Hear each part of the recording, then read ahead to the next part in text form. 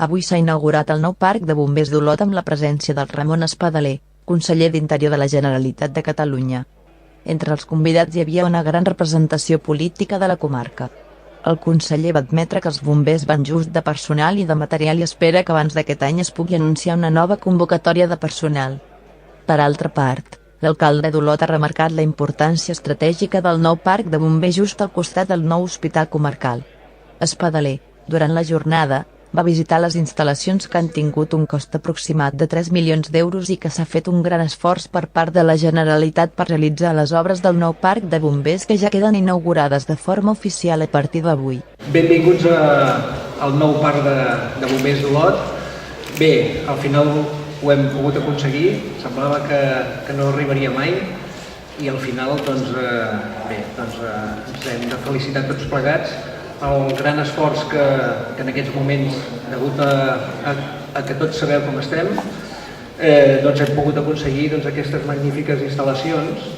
I voldria començar bàsicament per el record primer dels companys jubilats i els que ens han deixat, perquè els que evidentment estan jubilats i han pogut veure aquestes instal·lacions i els que no ho han pogut veure, malauradament, doncs estic convençut que en aquests moments al·lucinarien.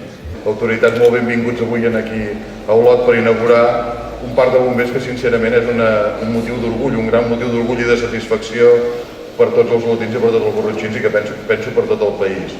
S'està configurant just a tota aquesta zona on fa pocs dies inauguràvem l'hospital o ara amb aquest parc de bombers, una zona de serveis molt importants que donarà àmpliament servei durant molt temps a les necessitats de la nostra ciutat o de la nostra comarca i fins i tot fora de la nostra comarca, perquè també penso que és un honor el fet que els GRAE tinguin també una seva seu aquí, que tinguem aquest heliport que també servirà per donar servei a l'hospital o també als bombers i per tant s'està configurant una gran zona de serveis molt important. De fet fem un acte d'inauguració d'un nou equipament, certament un equipament lluït d'aquest parc que ha representat un esforç important d'inversió per part del Govern de la Generalitat a través, en aquest cas d'aquí pertoca, que és el Departament d'Interior, que fa possible millorar el que són les condicions materials de treball del cos de bombers. Això ha estat possible gràcies, en primer lloc, i voldria deixar-ne constància, a la concertació entre administracions, entre l'administració de la Generalitat, el Govern de la Generalitat i l'Ajuntament d'Olot, en el moment d'acordar la ubicació, la cessió dels terrenys.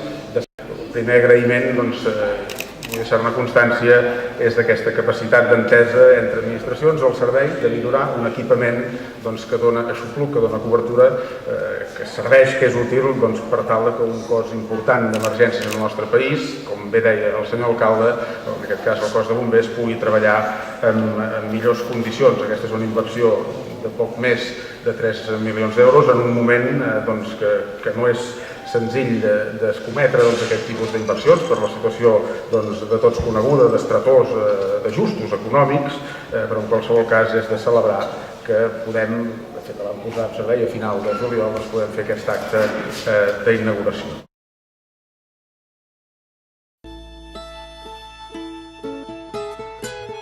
A Càritas acollim i acompanyem persones. Treballem les actituds personals que afavoreixin la conservació dels llocs de treball. Necessitem la teva ajuda per fer-ho possible. Fes-te'n soci. Truca al 972 27 28 40.